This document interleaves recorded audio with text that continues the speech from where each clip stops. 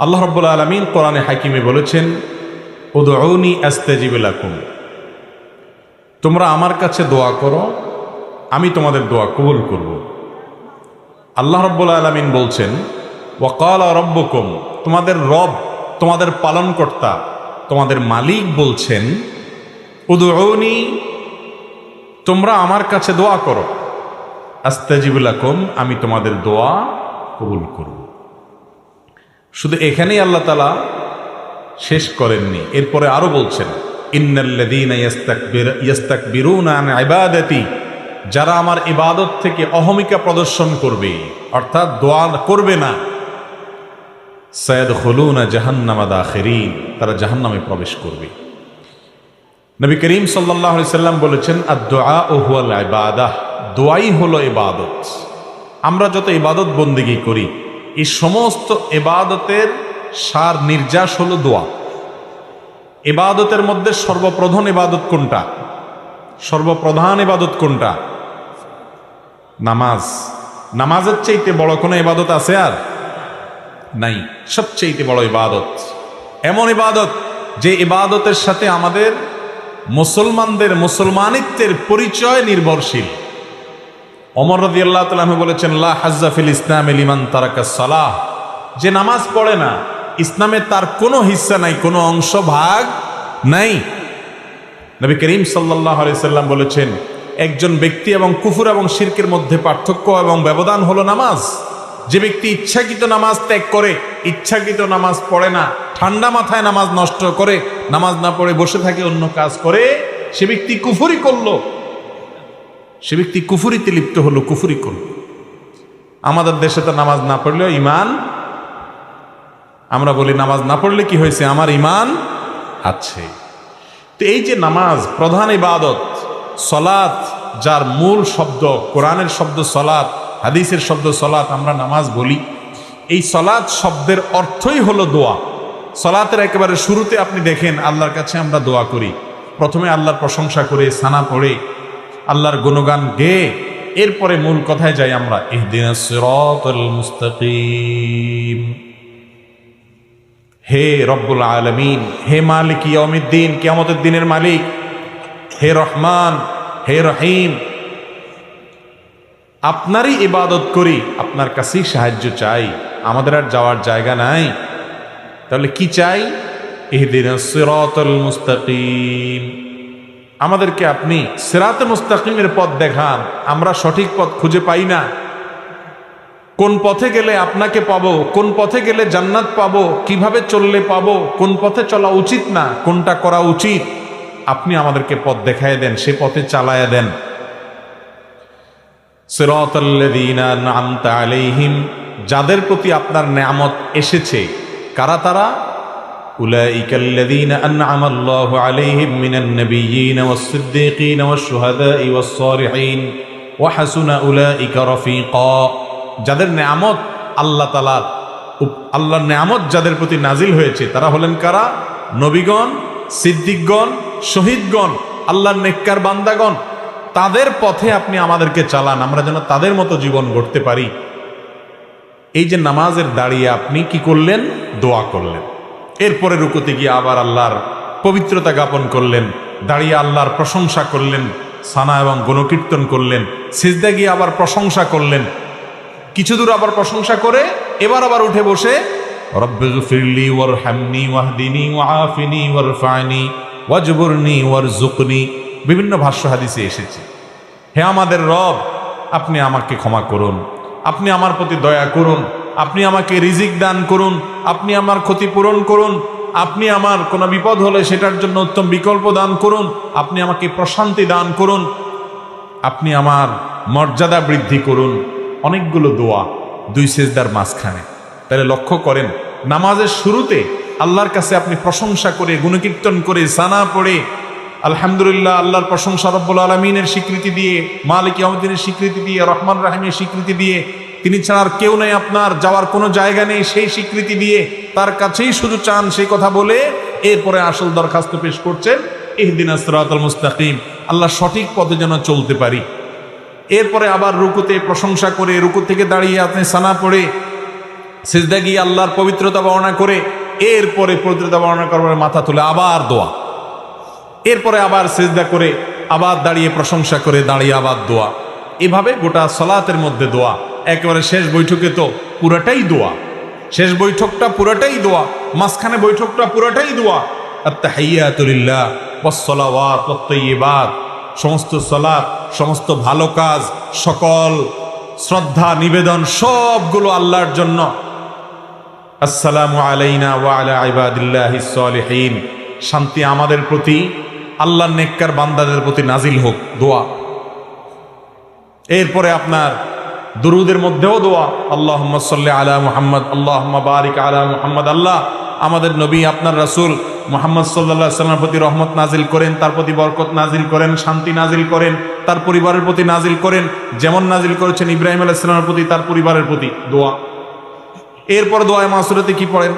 আল্লাহুম্মা ইন্নী যালামতু নাফসি, আল্লাহ নিজের প্রতি নিজে কত অবিচার করেছি, কত অন্যায় করেছি, কত পাপ করেছি, কত গুনাহ করেছি। আল্লাহ আল্লাহুম্মা ইন্নী যালামতু নাফসি যুলমান কাসীরা, কত অপরাধ, অনেক অপরাধ করেছি। ওয়ালা ইয়াগফিরুয যুনুবা ইল্লা আনত, আল্লাহ আপনি ছাড়া কেউ মাফ করবে না, মাফ করার ক্ষমতা কারণ নাই। ফাগফিরলি মাগফিরাতাম মিন ইনদিক, অতএব আপনার পক্ষ থেকে আপনি মাফ করে দেন। ওয়ারহামনি, আপনি রহম করেন। ইন্নাকা আনতাল গফুরুর রহিম, আপনি ক্ষমাশীল, আপনি দয়ালু। আল্লাহুম্মা ইন্নী আউযুকা মিন আযাবিল কবর, আল্লাহ আপনার কাছে কবরের আযাব থেকে পানা চাই। ওয়া আউযু বিকা মিন আযাবিন নার, এবং জাহান্নামের আযাব থেকে আপনার কাছে পানা চাই। ওয়া আউযু বিকা মিন ফিতনাতিল মাহইয়া ওয়াল মামাত, জীবন এবং মরণের ফিতনা থেকে আপনার কাছে পানা চাই। ওয়া আউযু বিকা মিন শাররি ফিতনাতিল মাসীহিদ দাজ্জাল, দাজ্জালের ফিতনা থেকে আপনার কাছে পানা চাই। কিয়ামতের আগের বড় ফিতনা হিসাবে আবির্ভূত হবে, বহু মানুষ বেঈমান হয়ে যাবে দাজ্জালকে দেখে, তার কারিশমা দেখে, ভেলকি দেখে। সে সময় যেন আমি বেঁচে থাকলে তার ফিতনাতে ঈমান হারা না হই। তাহলে নামাজের শেষে পুরো বৈঠকে আপনি দোয়া করলেন, দাঁড়িয়ে দোয়া করলেন, দুই সিজদার মাঝখানে দোয়া করলেন। এই জন্য সালাত শব্দের অর্থই কি? দোয়া। ঈমানদারের সারা জীবন হলো আল্লাহর কাছে দোয়ার মাধ্যমে নৈকট্য অর্জন লাভ করার সুবর্ণ সুযোগ। দোয়া হলো ঈমানদারের সবচেয়ে বড় অস্ত্র, সবচেয়ে বড় হাতিয়ার। আপনার সমস্ত দুয়ার বন্ধ হয়ে গেছে, কেউ আপন নাই, কাউকে আপন মনে হয় না, আপনি আল্লাহর কাছে দোয়ার জন্য দুই হাত মেলে ধরুন।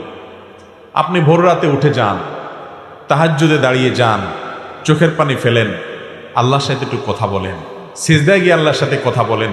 আল্লাহর চাইতে আপন আর কেউ নাই। ভাইরা আমার, আমরা নিজেদের প্রতি নিজেরা যতটা আপন, নিজেদের প্রতি নিজেরা যতটা দয়ালু মায়ালু, আমাদের রব আমাদের প্রতি তার চাইতে অনেক বেশি মায়ালু। আল্লাহ রাব্বুল আলামিন এরপরও আমাদেরকে পরীক্ষা নেন, অনেক সময় আমাদেরকে কষ্ট দেন। সবর করতে পারলে তার বিনিময়ে মহা পুরস্কার রেখেছেন। এই দোয়া আল্লাহ রাব্বুল আলামিন বান্দার জন্য সবচেয়ে বড় সুযোগ দিয়েছেন। দোয়াটাকেই ইবাদত বলেছেন হাদিসে নবী করিম সাল্লাল্লাহু আলাইহি ওয়াসাল্লাম, দুআউ হুয়াল ইবাদা, দোয়াটাই কি? ইবাদত। দোয়াই হলো ইবাদত, ইবাদতের মগজ সার। কিন্তু সে দোয়া আজ আমাদের মাঝে নাই। আমরা দোয়া করাইতে পছন্দ করি, দোয়া করতে পছন্দ করি না।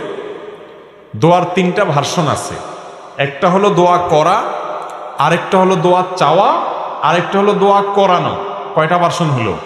তিনটা। দোয়া করা হলো আপনি আল্লাহর কাছে চাইলেন, এটা হলো দোয়া করা। দোয়া চাওয়া হলো, ভাই আপনি আমার জন্য দোয়া করেন, আমি শরীরটা ভালো না, ভালো যাচ্ছে না আমার, আপনি আমার জন্য দোয়া করেন। আমি বিপদগ্রস্ত, আমার জন্য দোয়া করেন। আমার বাবার জন্য দোয়া করেন, তিনি মারা গেছেন। আমার মা অসুস্থ, তার জন্য দোয়া করেন। তাকে নেককার মনে হয়, যে কোনো ইমানদার যে কোনো নেককারের কাছে দোয়া চাইলেন, এটা জায়েজ আছে। নবী করিম সাল্লাল্লাহু আলাইহি সাল্লামের কাছে সাহাবীরা দোয়া চাইতেন, সাহাবীরা একে অন্যের কাছে দোয়া চাইতেন। কারোর কাছে দোয়া চাওয়াতে কোনো দোষের কিছু নাই। তাহলে দোয়া করা এটা তো মূল কাজ, করতেই হবে। আর দোয়া চাওয়াটাও জায়েজ আছে। আরেকটা অপশন হলো দোয়া করানো। করানো বুঝেন কোনটা? করানো মানে হলো যেটাতে পয়সা খরচ হয়, সহজ বাংলায়। দোয়া করানো মানে কি? যে দোয়াতে কি হয়? বাজেট লাগে, বাজেট। দোয়া করাইতে বাজেট লাগে না? যেমন দোয়া করাইতে জিলাপি লাগবে, মিষ্টি লাগবে, হ্যাঁ, নাস্তার প্যাকেট লাগবে, হুজুরের হাদিয়া লাগবে, আগরবাতি লাগবে, তারপরে আপনার গোলাপ জল লাগবে, বাজেট লাগবে। বাজেট ছাড়া সাধারণত দোয়া হয় না, সাধারণত হয় না। তো এই যে দোয়া করানো, অর্থাৎ কন্ট্রাক্টারি দিয়ে দোয়া করানো, এটার শিক্ষা নবী করিম সাল্লাল্লাহু আলাইহি সাল্লাম দেন নাই। দোয়াটা আল্লাহর কাছে চাইতে হবে নিজে, করতে হবে নিজে, অথবা কারোর কাছে চাইতে হবে, করানো। বিশেষ করে মুর্দার জন্য দোয়া করানো, মা বাবা দুনিয়া থেকে গেছেন তাদের জন্য দোয়া করানো আমাদের সমাজে আছে না নেই? শুধু আছে নাকি? এমন সত্যভাবে আছে যে নামাজ পড়ুক আর না পড়ুক, মা বাপ মারা গেলে দোয়াটা করাইতে মিস করে না। ঠিক না বে ঠিক? নামাজ পড়ার গুরুত্ব বেশি না দোয়া করানোর গুরুত্ব বেশি? দোয়া করাইলে হুজুরের লাভ, আমাদের লাভ, ঠিক আছে, কিন্তু আপনার কি লাভ? আপনার কি লাভ? বিশেষ করে আপনার মৃত মা বাবার জন্য দোয়া করে, মুর্দার জন্য দোয়া করে, আর আখিরাতে পরকালীন কোনো বিষয়ের জন্য দোয়া করে টাকা নেওয়া সারা দুনিয়ার উলামাদের ঐক্যমতে জায়েজ নাই। তাহলে এই নাজায়েজ পদ্ধতিতে দোয়া করাইলে সে দোয়া কি কবুল হবে নাকি উল্টা গুনাহ হওয়ার সম্ভাবনা আছে? কিন্তু আমাদের সমাজে সেটা খুব বেশি সুপ্রতিষ্ঠিত। ঠিক না বে ঠিক? জীবনে মুসলমানের নামগন্ধ তার শরীরে নাই, জীবনে নাই, কিন্তু বাপ মরছে, মা মরছে, চল্লিশা, কুলখানি, 7 দিনা, দোয়ার অনুষ্ঠান পত্রিকায় দিয়া বিভিন্নভাবে শামিয়ানা টাঙ্গাইয়া হইলেও করে। ঠিক না বে ঠিক? আহা, আমরা মুসলমানরা আজকাল ইসলামকে বেশিরভাগ ক্ষেত্রেই বুঝতে ভুল করি। আমার বাবা মারা গেছেন, মা মারা গেছেন, আমি আল্লাহর কাছে চোখের পানি ফেলে দোয়া করব। অন্যদের কাছে দোয়া চাইব, টাকা দিয়া, লোক ভাড়া নিয়া দোয়া করানোর শিক্ষা ইসলাম দেয় না, আর এভাবে দোয়া হয়ও না। আপনি আমাকে টাকা বাড়াই দিলে হয়তো আমার চোখে পানি একটু বেশি আসবে, এটা ঠিক, কিন্তু ওই পানিয়ে আপনার মা বাবার কোনো উপকারে আসবে, কারণ এই পানি আল্লাহর ভয়ে না, ওইটা টাকার মায়া। ঠিক না বে ঠিক? চট্টগ্রামের দিকে কোথাকার জানি একবার একটা কাগজ দেখছিলাম, দোয়ার রেট লেখা আছে, দোয়ার রেট আছে যে 50 টাকা দিলে শুধু সংক্ষেপে, শুধু হাত উঠানো নামানো, সংক্ষেপে আরবিতে দোয়া হবে শুধু। 100 টাকা দিলে কিছু সময় লাস্টিং হবে, কিছু বাংলা দোয়াও সাথে অ্যাডেড হবে। আর 500 টাকা দিলে জম্পেশ একটা দোয়া হবে, সেখানে চোখের পানি পড়বে, কান্নাকাটি হবে, লম্বা চড়া সময় পাবে। আপনি কোন আইটেমের দোয়া চান? দোয়ার রকম ফের আছে না নাই? ভাইরা আমার, দোয়া ইবাদতের মগজ মূল। আমরা অনেক ভাই আছি যে নামাজের পরে নবী করিম সাল্লাল্লাহু আলাইহি সাল্লাম দোয়া দুরূদ পড়তেন, জিকির আজকার পড়তেন, সম্মিলিতভাবে সাহাবীদেরকে নিয়ে দোয়া করতেন বলে কোনো হাদিস থেকে প্রমাণ পাওয়া যায় না। তিনি নামাজের পরে দোয়া দুরূদ পড়তেন। সেই মাসআলা জানার পর যে কোনো নামাজের পরে যে দোয়া কবুল হয় এটা ভুলে গেছে, জীবনের তোরা আল্লাহর কাছে হাত তোলাই ভুলে গেছে। জি তো জোর করে বলন লইছিলেন, এখন থেমে গেছে। ঠিক না বে ঠিক? ভাইরা আমার, আল্লাহর কাছে চাইতে যদি আমরা ভুলে যাই, এটা কি লক্ষণ ভালো না খারাপ? বহুত খারাপ, বহুত খারাপ। নবী করিম সাল্লাল্লাহু আলাইহি সাল্লাম বলেছেন, তোমার জুতার ফিতাটা ছিঁড়ে গেছে, এটা তো কোনো ব্যাপার না আমাদের কাছে, ছোট্ট একটা ব্যাপার, তাই না? এখানেও দাঁড়িয়ে তুমি আল্লাহর কাছে দোয়া করো, আল্লাহ আমার জুতার ফিতাটা ছিঁড়ে গেছে মাবুদ, এটা একটা বিপদ, হোক ছোট বিপদ, আপনি আমাকে রক্ষা করেন। আল্লাহর কাছে সাহায্য চাইতে হবে এই ছোট্ট একটা বিষয়ের জন্য পর্যন্ত। সেখানে আমাদের জীবনে কত বড় বড় ব্যাপার আসে, আমরা আজকাল দোয়া করতে একেবারেই ভুলে গেছি। ভাইরা আমার, দোয়া নিয়ে দীর্ঘ আলোচনা আজকে আমি করব না, ইনশাআল্লাহ ভিন্ন কোনো সময় আমরা দোয়া নিয়ে পূর্ণাঙ্গ আলোচনা করব। আজকে শুধু আমি এটুকু বুঝাতে চাইছি যে আমরা উঠতে বসতে চলতে ফিরতে সর্বাবস্থায় আল্লাহ তাআলার কাছে দোয়া করব। যে আমলটা সবচেয়ে বেশি করতে হয়, সবচেয়ে পরিমাণে বেশি করা লাগে, সে আমলটাকে আল্লাহ তাআলা করাটাকে সহজ করে দিয়েছেন, যাতে করে বান্দা সব সময় করতে পারে। এই জন্য আল্লাহর জিকির মুখে উচ্চারণ করবেন বা মনে মনে করবেন, এটার জন্য কি ওযু শর্ত? না। বিনা ওযুতে আল্লাহর জিকির করা যায় কি যায় না? কেন? কারণ জিকিরটা সারাক্ষণ করতে হয়। প্রিয় নবী সাল্লাল্লাহু আলাইহি সাল্লামের জীবনে আপনি যদি তাকিয়ে দেখেন, সুবহানাল্লাহ, জিকির ছাড়া তার জীবনে কোনো কাজই ছিল না, পুরো জীবনই জিকিরে জিকির। ঘর থেকে বের হচ্ছেন বিসমিল্লাহ, ঘরে প্রবেশ করছেন বিসমিল্লাহ, ঘুমাইতে যাচ্ছেন দোয়া, ঘুম থেকে উঠে দোয়া, ঘুম ভেঙে গেছে দোয়া, টয়লেটে ঢুকতেছেন আল্লাহর নাম নেওয়া দোয়া, টয়লেট থেকে বের হচ্ছেন আল্লাহর নাম নেওয়া দোয়া, রাতে শোয়ার আগে অনেক দোয়া, সকালে দোয়া, সন্ধ্যায় দোয়া, বাজারে ঢুকতে দোয়া। এরকম ভাবে জীবনের প্রতিটা পদক্ষেপে, প্রতিটা পায়ে পায়ে, প্রতিটা কাজে কাজে দোয়া আর দোয়া, দোয়া আর দোয়া। যেহেতু সারাক্ষণ দোয়া করতে হয়, সারাক্ষণ জিকির করতে হয়, এই জন্য জিকিরেও অজু লাগে না, দোয়াতেও অজু লাগে না। অজু থাকলে ভালো, পবিত্র অবস্থা দোয়া করা অনেক বেশি ভালো, উত্তম। দোয়া কবুল হওয়ার জন্য জোরালো আশা করা যায় অজু থাকলে, কিন্তু বিনা অজুতেও দোয়া করা যায়। কেন? কারণ দোয়া এমন একটা জিনিস যেটা মানুষের সারাক্ষণ করতে হয়। একজন মানুষ শুয়ে আছেন, তিনি এই শুয়ে শুয়ে ঘুম আসছে না, তিনি আল্লাহর কাছে দোয়া করতে পারেন, তার নিজের জন্য, অন্যদের জন্য, জীবিতদের জন্য, মৃতদের জন্য আল্লাহর সাথে কথা বলতে পারেন। দোয়া হলো আল্লাহর সাথে কথা বলার সুযোগ। ভাইরা আমার, এই সুযোগটা আজ আমরা অনেকেই হাতছাড়া করি। ইমানদারের সবচেয়ে বড় অস্ত্রটা আজ অবহেলিত থেকে যায়, আমরা ব্যবহার করি না, সেটা হলো দোয়া। আল্লাহর কাছে দোয়া করবো তো ইনশাল্লাহ সব সময়। ভাইরা আমার, দোয়া করার ব্যাপারে আমাদের একটা ভয় আছে, একটা আতঙ্ক আছে। আতঙ্কটা কি? আমরা মনে করি আমাদের দোয়া কি আর কবুল হবে, এই জন্য আমরা নিজেরা দোয়া টোয়া করি না, যে আমি দোয়া করি কি হবে, গুনাহগার মানুষ, হুজুরে 20, 50, 100, 200, 500, 1000 টাকা দিলে হুজুর দোয়ার মায়ের পেজগুলো ভালো জানেন, কত সুন্দর ছন্দের তাল মিলায় মিলায়, সুর দিয়া হ্যাঁ, কবিতার সাথে আপনার সুন্দর করে গোছায় হুজুর দোয়া করেন। আমি তো এত মায়ের পেজ দিয়ে দোয়া করতে জানি না। এই কারণে আমাদের অনেক ভাই বোন নিজেরা আল্লাহর কাছে দোয়া করা থেকে মাহরুম থাকেন, বঞ্চিত থাকেন। ঠিক না বে ঠিক? ভাইরা আমার, আল্লাহ তাআলার কাছে দোয়া কবুলের জন্য খুব মায়ের পেজ দিয়ে, খুব আপনার সুন্দর গোছানো ভাষা দিয়ে, খুব আবেগ সৃষ্টি হয় সেরকম সুরের তালে তালে, ছন্দের তালে তালে দোয়া করতে হবে, এমন কোন শর্ত কোরআন হাদিসের কোথাও বলা হয় নাই। দোয়া কবুলের জন্য মূল যে বিষয়টা লাগবে সেটা কি?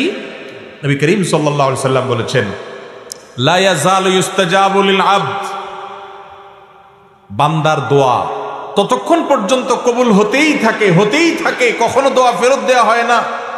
মা লাম ইয়াদউ বিইসমিন আও কাতিআতি রাহমিন, যদি কোনো পাপের দোয়া না করে, অন্যায় কাজের জন্য দোয়া করে, আল্লাহ আমি যেন এই আকামটা করতে পারি তৌফিক দান করো, এরকম যদি দোয়া না করে, আর আত্মীয়তার বন্ধন ছিন্ন করার জন্য দোয়া যেন না করে, আল্লাহ অমুকের চেহারা যেন আমি আর না দেখি, তার সাথে আমার কোনো সম্পর্ক যেন না থাকে, আত্মীয় স্বজনের সাথে এরকম সম্পর্ক ছিন্ন হওয়ার মতো খারাপ দোয়া যদি না করে, পাপের কোনো অপরাধ কাজের জন্য আল্লাহর কাছে যদি দোয়া করার স্পর্ধা না দেখায়, আত্মীয়তার সম্পর্ক ছিন্ন করার যদি দোয়া না করে, এবং তাড়াহুড়ো যদি না করে, এই 3 কাজ যদি করে, বান্দার দোয়া আল্লাহ অবশ্যই কবুল করেন।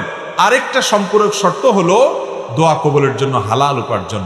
যার উপার্জন হালাল, যার দেহ গঠিত হয়েছে হালাল খাদ্য দ্বারায়, আল্লাহ তাআলা তার দোয়া ফেরত দেন না। আপনি দোয়া করতে চান, হালাল উপার্জনটার দিকে খেয়াল রাখেন। দোয়ার শুরুতে আল্লাহর প্রশংসা করেন, নবী করিম সাল্লাল্লাহু আলাইহি ওয়াসাল্লামের প্রতি দুরূদ প্রেরণ করেন, আল্লাহ আপনি তার প্রতি রহম করেন, এভাবে দোয়া করেন। এরপরে যত বৈধ চাওয়া আছে সেগুলো পেশ করেন। দোয়ার করে শেষ করার পর কবুল হলো না কেন, দোয়া এখনো কবুল হয় নাই, অস্থির হবেন না। যদি অস্থির হন, তাড়াহুড়া করেন, তাহলে সেই দোয়ার কোনো লাভ আপনি পাবেন না। দোয়া কবুলের 3টা ধাপ আছে ভাই। একটা ধাপ হলো আপনি যে জিনিসটা চাইছেন হুবহু সেই জিনিসটাই পেয়ে গেলেন, এটা একটা। আরেকটা হলো যে জিনিসটা চাইছেন সেই জিনিসটা পাইলেন না, তাহলে কি পাইলেন? অন্য আরেকটা পাইলেন। অন্য যেটা পাইছেন সেটা আপনার আল্লাহর কাছে চান নাই। অনেক সময় সন্তান, ছোট বাচ্চারা মা বাবার কাছে যেটা চায়, তার চাইতে দরকারি জিনিসটা তার দরকার আছে, সে বুঝে না, তখন মা বাপ ঠিকই যেটা দরকার সেটা দিয়ে দেয়। ঠিক না বে ঠিক? ঠিক একইভাবে আমরা আল্লাহর কাছে একটা জিনিস চাই, অনেক সময় মনে করি এটা পাইলে মনে হয় সুখের সাগরে ভাসবো, এর চাইতেও দরকারি একটা জিনিস আমার দরকার, সেটা আমার মাথায় নাই। আল্লাহ তাআলা দেখা যায় আমার ওই দোয়াটা কবুল না করে, অর্থাৎ যেটা চাইছি সেটা না দিয়ে তার চেয়ে দরকারি একটা দেয়। এটাও এক প্রকারের দোয়া কবুল। দোয়া কবুলের 3 নম্বর ধাপ হলো আমরা আল্লাহর কাছে দোয়া করলাম, দুনিয়াতে কিছুই পাবো না, কিন্তু এই দোয়াটার বিনিময়ে আখিরাতে একটা পুরস্কার জমা হবে। ওই পুরস্কার পাওয়ার পরে বান্দা বলবে, আল্লাহ দুনিয়াতে কোনো দোয়া কবুল না হয়ে আজকে যদি সবগুলোর জন্য সওয়াব পাইতাম তাহলে সেটাই আমার জন্য বেটার হইতো, ভালো হইতো। দুনিয়ার দোয়া যে কবুল হয়েছে সেটা তো মৃত্যুর সঙ্গে সঙ্গে দোয়ার যে উপকারিতা শেষ, আখিরাতে যেটা জমা আছে এটা তো অনন্ত অসীম কাল পর্যন্ত আমি ভোগ করতে পারবো। এই জন্য ইমানদার দোয়া করার পর কবুল হইল না কেন, দেরি হইল কেন, কবুল হচ্ছে না কেন, অস্থির হবে না, নিরাশ হবে না। দোয়া এই কথা চিন্তা করে যে কবুল হয় না তাহলে ছেড়ে দেই, এই চিন্তা করে দোয়া ছেড়ে দিবে না। এরকম যদি দোয়া করতে থাকে, আস্থা থাকে যে দোয়া কখনো বিফলে যাবে। আপনার যদি হালাল উপার্জন থাকে, আপনি যদি হালাল ভক্ষণ করে দোয়া করেন, আপনি যদি আল্লাহর কাছে হারাম কোনো দোয়া না করেন, আপনি যদি দোয়া করার পরে হুলস্থুল না করেন কবুল হলো না কেন এই কথা বলে, আপনি যদি আল্লাহর কাছে কায় মনোবাক্যে অন্তরের গভীর থেকে বিনয়ের সাথে, মনোসংযোগের সাথে, খুশুর সাথে, আন্তরিকতার সাথে আল্লাহর কাছে যদি দোয়া পেশ করেন, দোয়াতে যদি নবী সাল্লাল্লাহু আলাইহি ওয়াসাল্লাম দুরূদ পেশ করেন, আল্লাহর প্রশংসা করেন, আপনার ওই দোয়া গুলি মিস হলেও মিস হওয়ার কোনো কারণ নাই। আপনি দোয়ার উপকারিতা বা ধাক্কা অনেক সময় অনেক পরে দেখবেন, অনেক পরে দেখবেন। আল্লাহর বিভিন্ন নবী রাসূলদের দোয়ার কথা এই কোরআনে আছে। আল্লাহ রাব্বুল আলামিন উল্লেখ করেছেন, হয়তো কখনো কেউ দোয়া করেছেন কবুল হয়েছে অনেক পরে এসে, আছে না নাই? আমরাও নিজেরা যখন দোয়া করি খেয়াল করবেন, শেখ শাহরবি রাহিমাহুল্লাহ তিনি একটি কথা বলতেন যে আমরা অনেক সময় দোয়া করার পর দেখা যায় দোয়া করছি আরো 10 বছর আগে, এরপরে আমি ছেড়েও দিছি দোয়া, ভুলেও গেছি দোয়া যে করছি, 10 বছর পরে সেই জিনিসটা পেয়ে গেছি যেটা আমি 10 বছর আগে আল্লাহর কাছে চাইছিলাম। এরকম অনেক সময় হয় কি হয় না? আমরা ভুলে যাই কিন্তু আমাদের মালিক ভুলেন না। এই জন্য বুদ্ধিমান ইমানদার দোয়া করতে থাকবে, দোয়া করতে থাকবে। বড় দামি যে জমি অ্যাসেট আছে, এই অ্যাসেটটা কেউ বেদখল করে রাখছে, ঝামেলা করছে, কোনোভাবে সমাধান করতে পারছেন না, বিভিন্ন জায়গায় গেছে, তাবিজ কবজ অনেক কিছু অনেকে দিচ্ছেন কিন্তু উপকারে আসে নাই। তো স্যার রাহিমাহুল্লাহর বক্তব্যে বলেছেন যে আমার কাছে একবার এসে বলেছেন যে আপনি একটু বলেন তো কি আমল করব। তো স্যার তাকে শিখাই দিলেন যে আপনি তাহাজ্জুদের সময় উঠবেন, আল্লাহর কাছে সুন্দর করে 2 রাকাত করে লম্বা সময় নিয়ে ধীরে ধীরে রুকু সিজদা বড় করে করে আপনি একটু নামাজ পড়বেন। এরপর তাহাজ্জুদের পরে আল্লাহর সামনে হাত তুলে চোখের পানি ফেলে নিজের অসহায়ত্বের কথা স্বীকার করে, আল্লাহ আমার কেউ নাই, আমার কোনো বড় পাওয়ারফুল ব্যক্তি নাই, বড় কোনো হ্যালো বলার লোক নাই, পয়সা করি নাই, গায়ের জন্য নাই, আল্লাহ আমি দুর্বল, কিন্তু আমি আপনার গোলাম, একটা পরিচয় আমার আছে, আপনি আমার মালিক, আপনি আমাকে হেফাজত না করলে কেউ করেন না। একটু ভালো করে দোয়া করেন, চোখের পানি ফেলেন, সেজদায় গিয়ে লুটিয়ে পড়ে আল্লাহর কাছে দোয়া করেন। আকরাবু মা ইয়াকুনুল আবদু মির রাব্বিহি ওয়া হুয়া সাজিদ, বান্দা সবচেয়ে আল্লাহর কাছে যেতে পারে যখন সেজদায় চলে যায়, ওই জায়গায় গেলে দোয়া করেন। লোকটা সেভাবে দোয়া করলেন। স্যার রাহিমাহুল্লাহ তার বক্তব্যে বলেছেন যে কিছুদিন পরেই সে লোকটা আমার কাছে এসে বললেন যে আল্লাহ রাব্বুল আলামিন আমাকে অলৌকিকভাবে, অবিশ্বাস্যভাবে আমাকে আল্লাহ তাআলা আমার এই বিপদ থেকে উদ্ধার করে দিয়েছেন এই দোয়ার মাধ্যমে। আমরা দোয়া করবো না আল্লাহর কাছে ইনশাআল্লাহ? ইনশাআল্লাহ। দোয়া আজকে বিদায় হয়ে গেছে ভাই, দোয়া আমরা এখন আর করি না। উঠতে বসতে মুখে দোয়া তো পড়বই, আর বিশেষভাবে আল্লাহর কাছে লম্বা সময় নিয়ে একটু কথা বলবো। প্রতিদিন একটা বার অন্তত আল্লাহর সাথে একটু কথা বলতে হবে, চেষ্টা করবো না আমরা সবাই ইনশাআল্লাহ? আল্লাহ তাআলা আমাদের সবাইকে তৌফিক দান করুন। দোয়ার ক্ষেত্রে কোরআন এবং হাদিস যে ফরম্যাট শিক্ষা দিয়েছে, সেই ফরম্যাটের দোয়াগুলোকে আপনি যদি করেন সবচেয়ে বেটার, সবচেয়ে উত্তম, কবুল হওয়ার সবচাইতে বেশি সম্ভাবনা, কারণ এই ফরম্যাটটা স্বয়ং আল্লাহর পক্ষ থেকে প্রাপ্ত, রাসূল আকরাম সাল্লাল্লাহু আলাইহি ওয়াসাল্লামের তরফ থেকে প্রাপ্ত। নবীজির সেখানে দোয়াগুলো বেশি বেশি পড়বেন।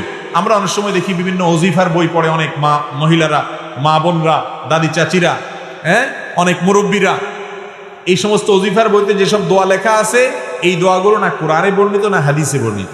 এমনিতে যে কোনো ভাষায় দোয়া করা যায়। আপনি আল্লাহর কাছে বাংলা দোয়া করলেও আল্লাহ কবুল করবেন। আপনার মনে মনে কি বলছেন সেটাও আল্লাহ তাআলা বুঝেন। ওই হুজুর দোয়ার মায়ের পেজ বুঝে আপনি বুঝেন না, তারপরও আল্লাহ তাআলা আপনার দোয়া কবুল করবেন। আপনি গুনাহগার, আপনার দোয়া কি কবুল হবে? এই চিন্তা করে যারা দোয়া থেকে দূরে থাকছেন, নিশ্চিত থাকেন আপনাকে দূরে রাখছে স্বয়ং ইবলিস।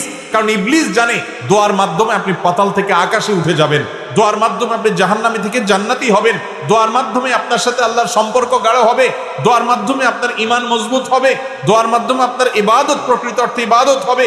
এই জন্য ইবলিস আপনাকে দোয়া থেকে দূরে রাখানোর জন্য, দোয়া থেকে মাহরুম করার জন্য, বঞ্চিত রাখার জন্য আপনাকে নিরাশ করে দেয়। বলে যে না, তোর দোয়া কি কবুল হতে, এত পাপ করছস, এত গুনাহ করছস, তোর দোয়া কি কবুল হবে? এরকম ইবলিস বলে কি বলে না? একটা ঘটনা আপনাদেরকে বলি। মিস্টার ইবলিস, শয়তান, সে যত খারাপ, আমরা কেউ কি এত খারাপ হইতে পারবো? কথা বুঝেন নাই? আমরা যত খারাপ হই ইবলিসের চাইতে বেশি খারাপ হইতে পারবো?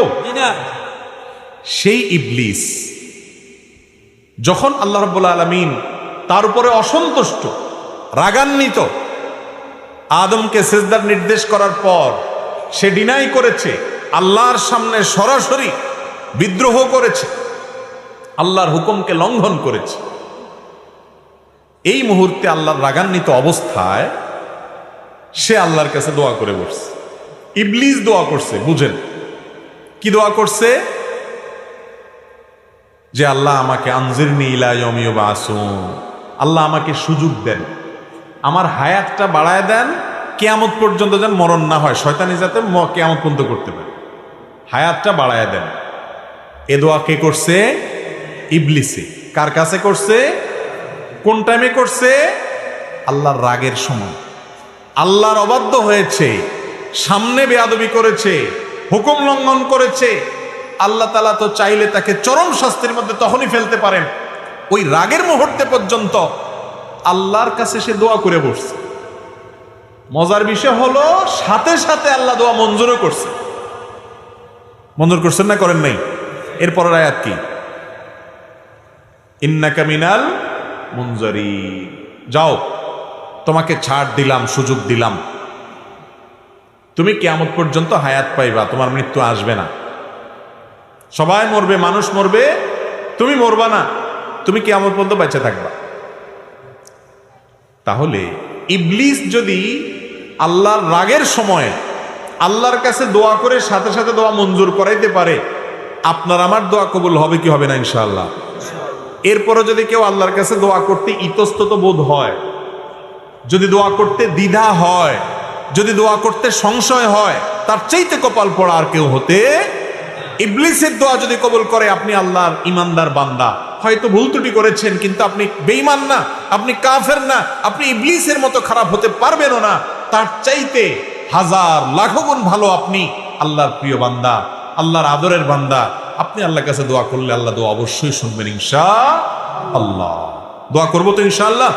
তো যে কথা বলছিলাম, দোয়া করার ক্ষেত্রে কোরআন যে দোয়াগুলোর কথা বর্ণনা করেছে, বিভিন্ন নবীদের দোয়ার কথা কোরআনে আছে, যে তারা এই ভাষায় দোয়া করেছেন, এই শব্দে দোয়া করেছেন, এই কথাগুলো দিয়ে দোয়া করেছেন, আল্লাহ রাব্বুল আলামিন সেগুলোর উল্লেখ করেছেন।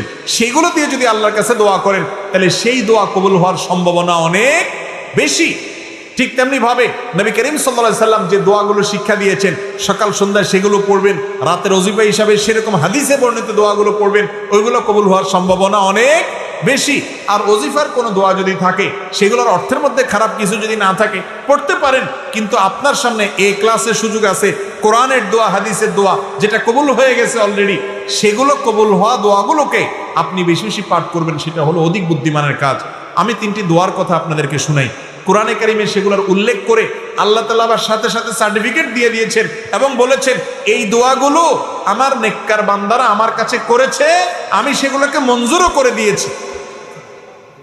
সেই রকম তিনটা দোয়া আমরা যদি আমাদের জীবনে পাঠ করি, জীবনের সকল সমস্যার জন্যই কিন্তু এই তিনটা দোয়া ঘুরে ফিরে আমাদের প্রযোজ্য হবে। তার একটা হলো কঠিন বিপদে, কঠিন মুসিবতে, রক্ষার যখন কোনো পথ খোলা নেই, দেয়াল যখন পিঠের সাথে লেগে গেছে, এরকম সময়ে আমরা দেখেছি আল্লাহর একজন নবী ইউনুস আলাইহিস সালাম আল্লাহর কাছে কিছু বাক্য বলে প্রার্থনা করেছেন। আল্লাহ তাআলা তাকে বিপদ থেকে উদ্ধার করেছেন। কি দোয়া ছিল সেটা? ফানাদা ফিজ যুলুমাত, মাছের পেটে থেকে, অন্ধকারের মধ্যে থেকে, যেখানে মৃত্যু সুনিশ্চিত, সেই জায়গায় তিনি অবস্থায় আল্লাহর কাছে দোয়া করেছেন, আল্লাহ ইলাহা ইল্লা আনতা সুবহানাক ইন্নী কুনতু মিনাজ জালিমিন। দোয়া করে বলেছেন, আল্লাহকে আহ্বান করে ডেকে বলেছেন, ও আল্লাহ, লা ইলাহা ইল্লা আন্ত, আপনি ছাড়া কেউ সত্যিকারের মাবুদ নাই, ইন্নী কুনতু মিনাজ সুবহানাক, আপনার পবিত্রতা বর্ণনা করছি, ইন্নী কুনতু মিনাজ জালিমিন, আমি হলাম জালিমদের অন্তর্ভুক্ত, আমি নিজের প্রতি নিজে অবিচার করেছি, আমি নিজে ভুল করেছি। আল্লাহর কাছে এই দোয়া করে, এই বাক্যগুলো বলে আল্লাহর কাছে দোয়া করেছেন কে? ইউনুস আলাইহিস সালাম। লা ইলাহা ইল্লা আনতা সুবহানাকা ইন্নী কুনতু মিনাজ জালিমিন। আল্লাহ তাআলা এই দোয়া উল্লেখ করার পর বলছেন, ফাস্তাজাবনা লা, ওয়া নাজ্জাইনাহু মিনাল গাম। এই দোয়া করার পর আমি তার ডাকে সাড়া দিয়েছি, ইউনুসের ডাকে সাড়া দিয়েছি এবং তার বিপদ থেকে তাকে উদ্ধার করেছি। এর পরের অংশটা বেশি গুরুত্বপূর্ণ আমাদের জন্য। এরপরে আল্লাহ বলছেন ওয়াকাযালিকা নুনজিল মুমিনিন, যেভাবে ইউনুস আলাইহিস সালামকে রক্ষা করেছি একইভাবে ঈমানদারদেরকে, কিয়ামত পর্যন্ত আগত ঈমানদারদেরকে বিপদ থেকে রক্ষা করব এই দোয়ার মাধ্যমে। কোন দোয়ার মাধ্যমে? দোয়া ইউনুসের মাধ্যমে। যে কোনো বিপদে পড়ে গেছেন, কোরআনে বর্ণিত কবুল হওয়া দোয়া, নিশ্চিত আল্লাহর কাছে গ্রান্টেড কবুল হওয়া দোয়া, আল্লাহর নবীর দোয়া আল্লাহ কবুল করেছেন, সেটা আল্লাহ জানিয়েও দিয়েছেন। আবার ঈমানদার বান্দারা করলে সেটাও কবুল করবেন, ওয়াদা করেছেন। শুধু তিনি ওয়াদা করছেন তা নয়, নবী করিম সাল্লাল্লাহু আলাইহি সাল্লাম বলেছেন, আল্লাহর কোন বান্দা যখন ইউনুস আলাইহিস সালাম এর দোয়া লা ইলাহা ইল্লা আনতা সুবহানাকা ইন্নী কুনতু মিনাজ জালিমিন, এটা মূলত আল্লাহর প্রশংসা মাখা একটা বাক্য, যেটার মাধ্যমে দোয়াও লুকায়িত আছে, আল্লাহর কাছে প্রার্থনা আছে এর মধ্যে অন্তর্নিহিতভাবে। এই বাক্যের মাধ্যমে যে ব্যক্তি দোয়া করে, নবী করিম সাল্লাল্লাহু আলাইহি সাল্লাম বলেছেন, সে দোয়া কবুল না হয়ে পারে না। তাহলে যে কোনো বিপদ আপদে কোরআনের একটা কবুল হওয়া দোয়া আপনি পাঠ করতে পারেন, সেটা হলো ইউনুস আলাইহিস সালামেরটা। সেই বাক্য হলো আল্লাহকে ডেকে বলবেন, ও আল্লাহ লা ইলাহা ইল্লা আনত সুবহানাকা ইন্নী কুনতু মিনাজ জালিমিন।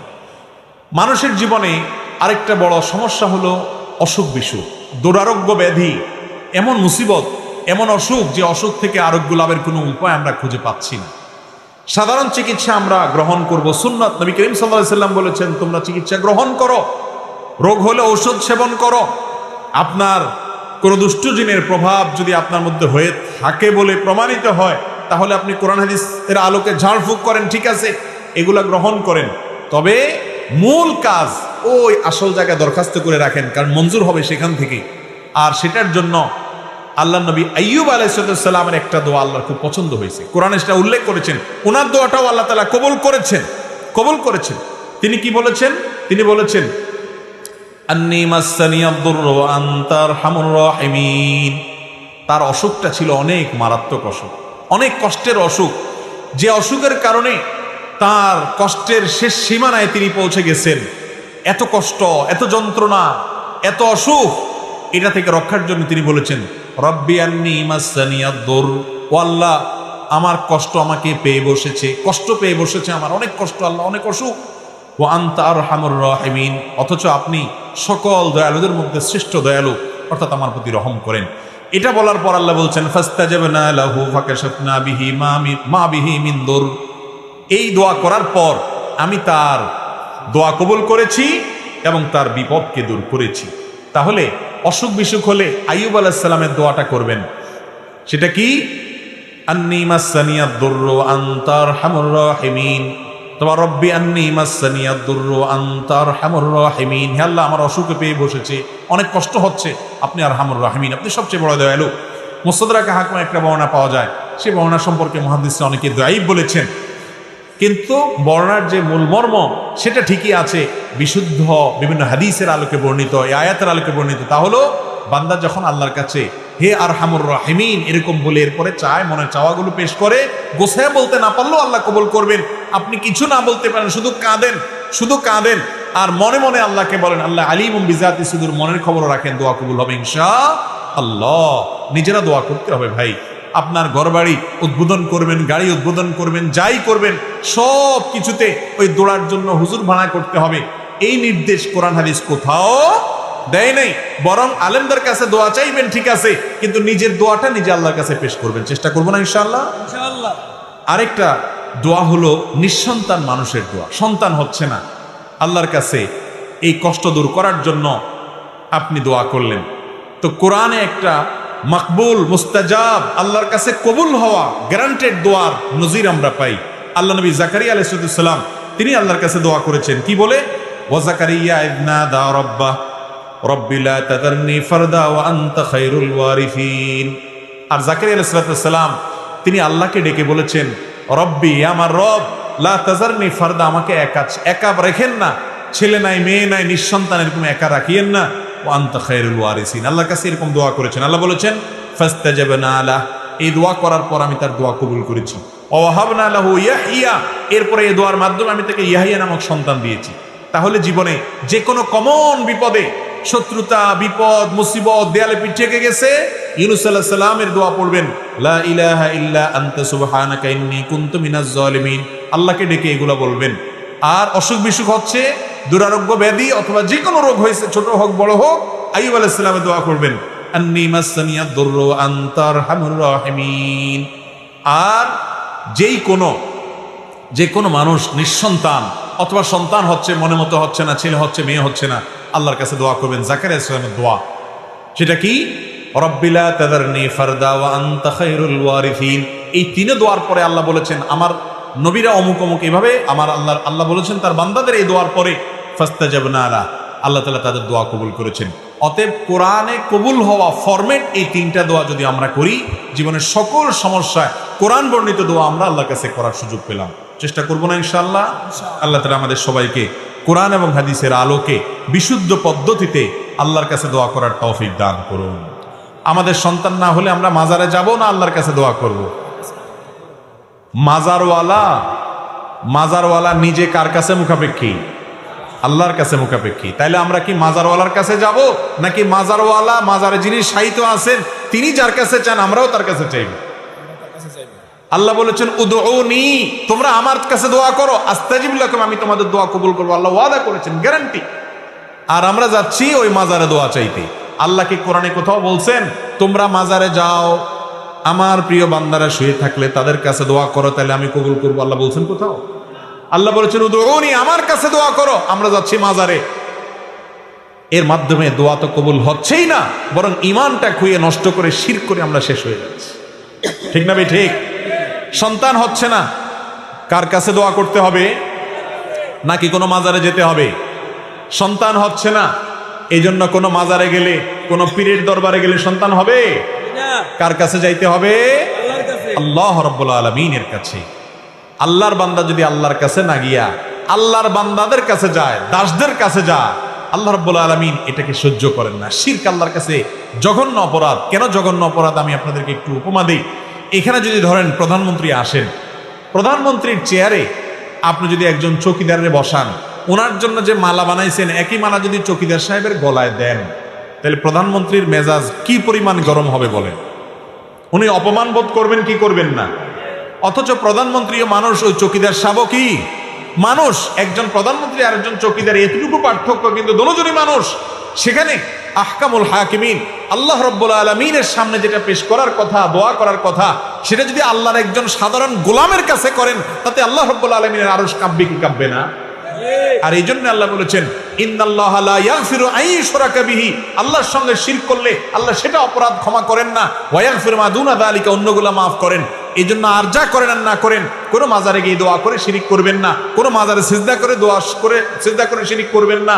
সন্তান দরকার, মাজারে যায় চাইবেন না, সব কিছু চাইবেন সরাসরি আরশে আজিমের মালিকের কাছে হাত তোলার মাধ্যমে ইনশাআল্লাহ। চেষ্টা করবেন, আল্লাহ চাইেন তো। আল্লাহ তাআলা আমাদের সবাইকে শিরক থেকে বেঁচে থেকে সুন্নাত পদ্ধতিতে দোয়া করার তৌফিক দান করুন। ওয়া আখিরু দাওয়ানা আলহামদুলিল্লাহি রাব্বিল আলামিন।